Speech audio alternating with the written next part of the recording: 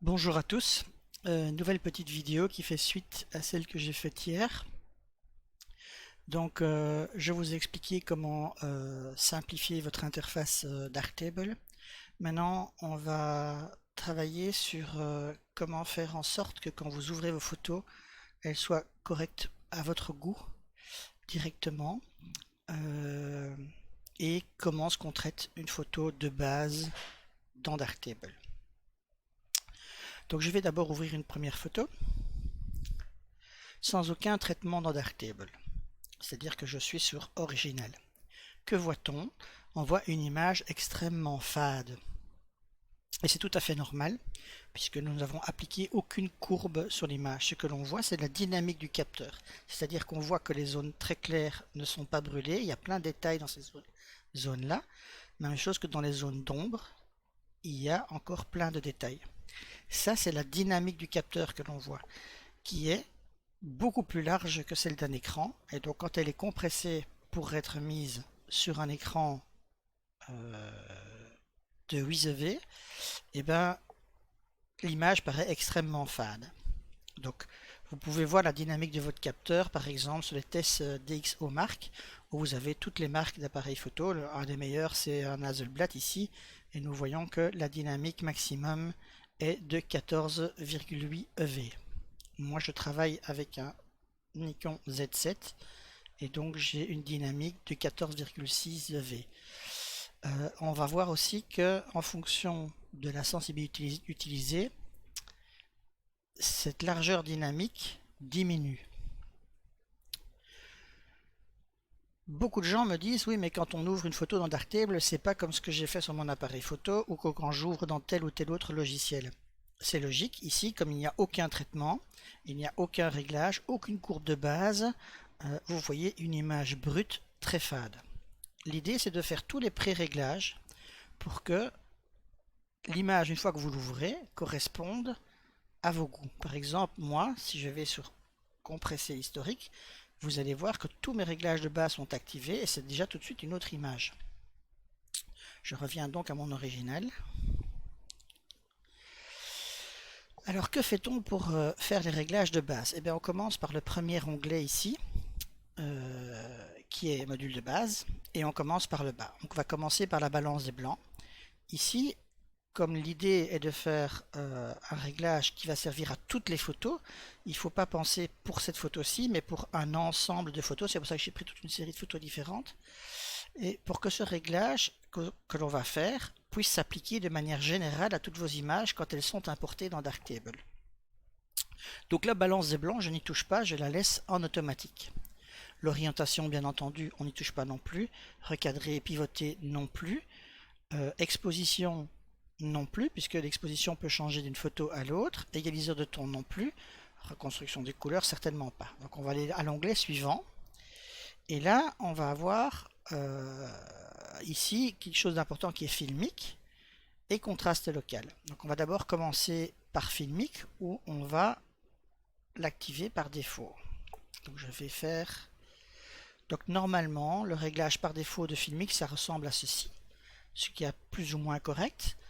On peut éventuellement changer si vous préférez les photos un peu plus contrastées ou moins contrastées. Vous pouvez changer. Voilà.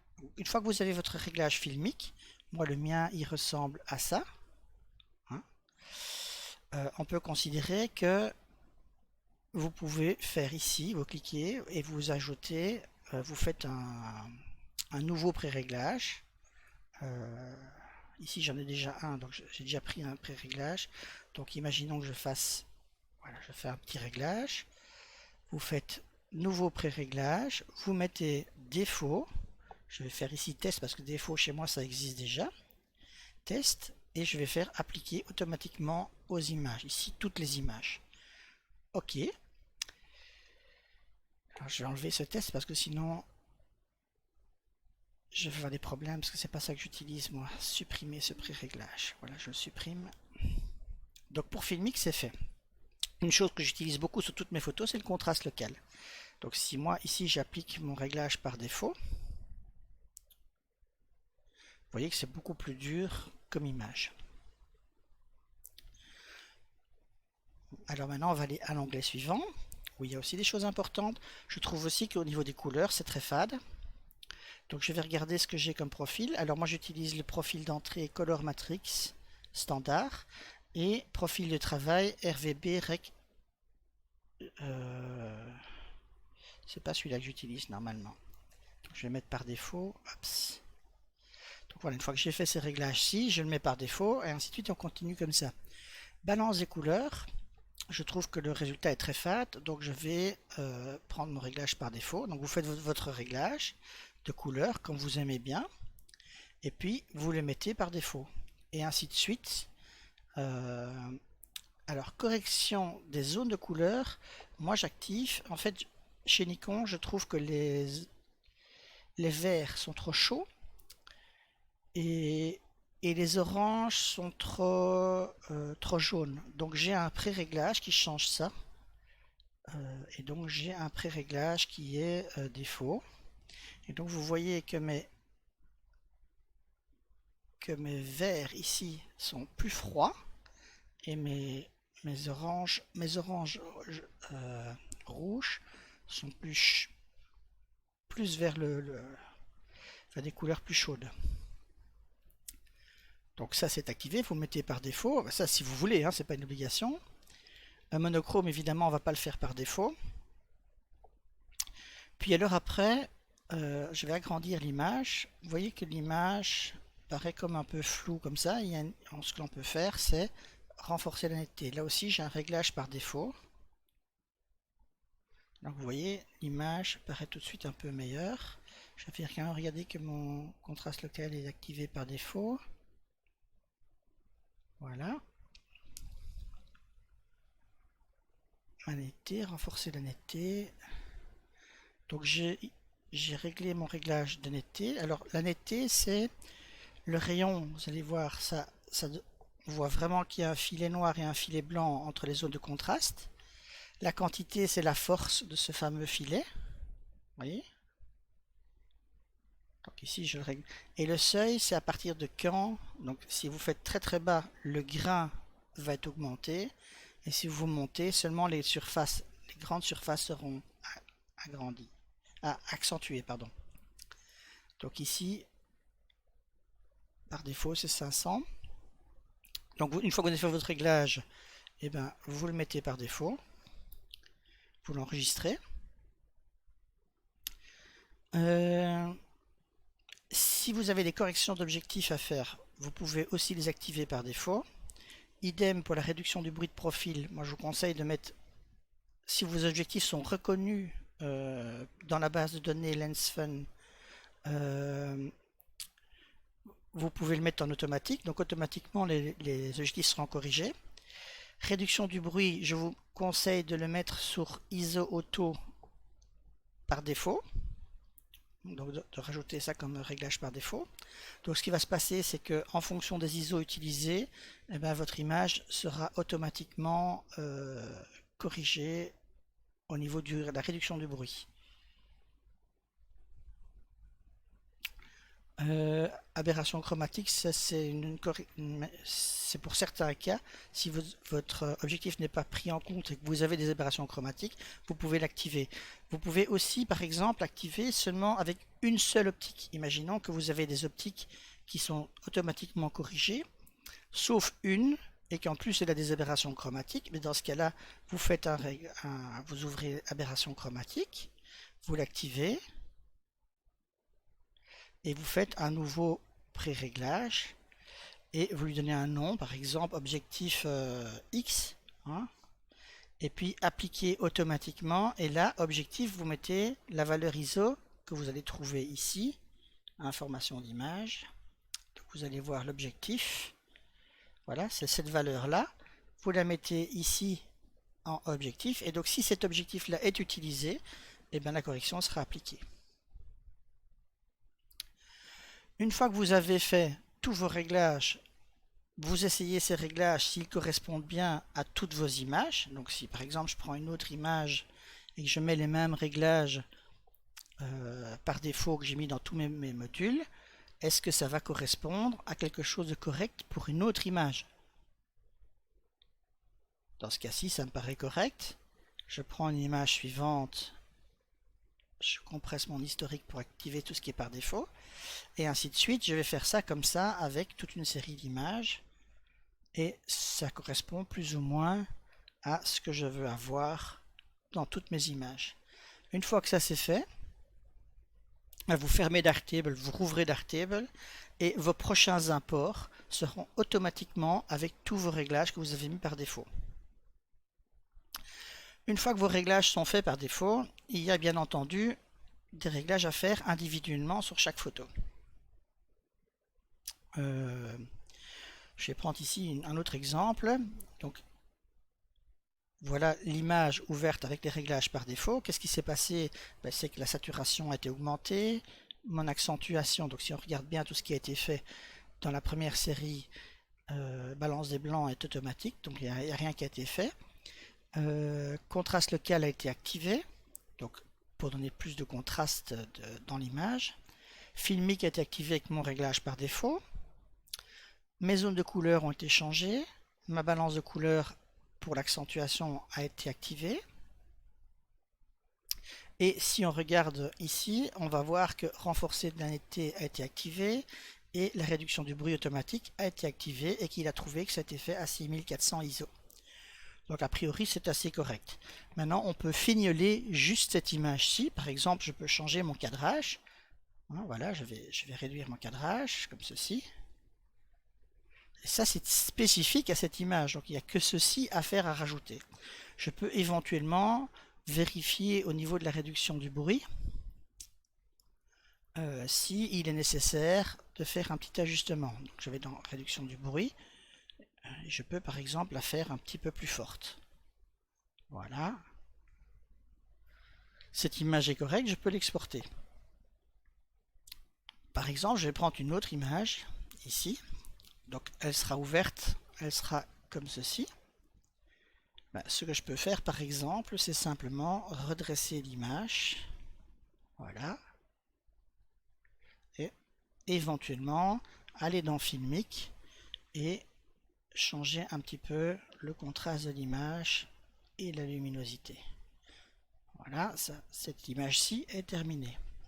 Je prends une autre image qui sera une fois ouverte avec mes pré-réglages comme ceci. Je trouve que dans ce cas-ci, elle est encore fade. Donc principalement, ça va être Filmic qui va être utilisé pour régler ça. Voilà. Je peux par exemple la cadrer en carré. Recadrer carré. Voilà. Comme ceci. Je peux toujours dans Filmic faire quelques petits réglages pour correspondre à ce que je veux faire. Voilà. Je pourrais éventuellement changer la balance des blancs et la mettre manuellement en faisant spot et en allant choisir cette zone-ci par exemple. Ça c'est un peu trop, je vais plutôt par ici. Voilà. Et cette image est terminée. Et ainsi de suite. Donc une fois que vous avez fait vos réglages de base, il n'y a plus grand chose à faire. Une fois que vous allez apporter vos photos, elles seront automatiquement avec ceci appliqué. Donc ici, dans cette image-ci, je vais simplement aller dans Filmic et juste régler mon contraste, et éventuellement ma luminosité. Voilà, cette image est terminée. Voilà, c'était assez court, mais c'était juste pour expliquer que vous pouvez avoir à l'ouverture de Darktable exactement le résultat que vous voulez pour une image de base. Alors, après ça, nous avons fait donc tout ce qui est réglage de base, c'est-à-dire ce sont des réglages qui sont appliqués automatiquement à toutes les nouvelles photos importées. Maintenant, certains réglages peuvent être particuliers. Par exemple, si cette photo-ci, je la veux en noir et blanc, je peux vouloir ne pas devoir faire plein d'opérations pour avoir un rendu noir et blanc, et donc faire ce que l'on appelle un style. C'est-à-dire qu'à l'ouverture, je vais avoir mes réglages par défaut, mais par-dessus, je vais rajouter un style. Et les styles, vous allez les trouver ici. Ils sont ici. Moi, j'ai en plus ajouté un raccourci clavier à mon style noir et blanc. Donc, j'appuie sur le raccourci clavier et automatiquement viennent s'ajouter les réglages de mon noir et blanc. Donc, en quelques secondes, je fais un noir et blanc. Mais comment fait-on un style? Donc, je vais d'abord revenir à Original. Je vais compresser mon historique. Et ben, donc voilà, ça c'est mon image qui est ouverte après mes réglages par défaut. Mon image s'ouvre comme ceci dans Darktable. Je vais simplement aller par exemple ici dans Monochrome. Je vais activer Monochrome. Je vais aller dans Filmic où je vais changer éventuellement mon contraste parce que je trouve que les noirs et blancs, je les aime bien contrastés. Voilà. Je pourrais appliquer encore d'autres réglages, mais on va faire simple. Et une fois que vous avez fait ce réglage qui correspond pour votre noir et blanc, par exemple plus d'accentuation, voilà, imaginons que je veux un peu plus de contraste local pour les noirs et blancs. Je veux utiliser par exemple un style 3D lutte noir et blanc. Voilà.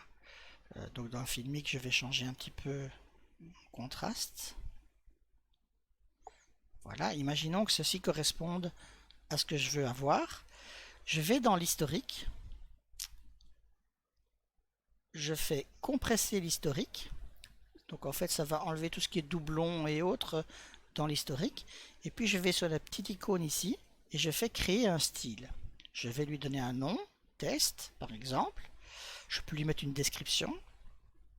Et je vais dire qu'est-ce qui va être inclus. Donc ça, vous allez voir tout ce qui a été utilisé sur l'image et voir qu'est-ce qui va être ajouté dans votre style. Le réglage filmique, oui, parce que c'est avec ça que j'ai réglé en partie le contraste. 3D lutte, oui, puisque c'est un style noir et blanc que j'ai activé. Contraste local, oui, parce que j'ai voulu plus de contraste sur mon noir et blanc. Monochrome, oui, puisque j'ai voulu faire un monochrome. Mais dématrissage, non, je laisse celui par défaut.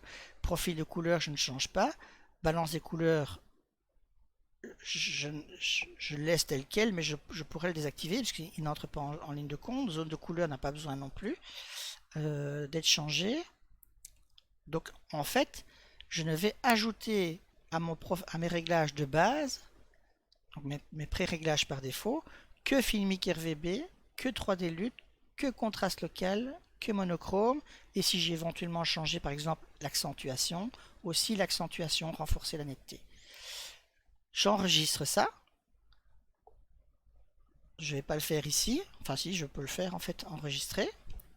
Et puis dans mes préférences ici, donc ici dans raccourci, dans chambre noire je crois, non, dans option globale, style, voilà. Style, qu'est-ce que l'on va avoir? On a test. Et donc en double-cliquant ici, je peux attribuer un raccourci clavier à ce réglage test. Donc ici je vais faire un raccourci clavier que je n'utilise pas.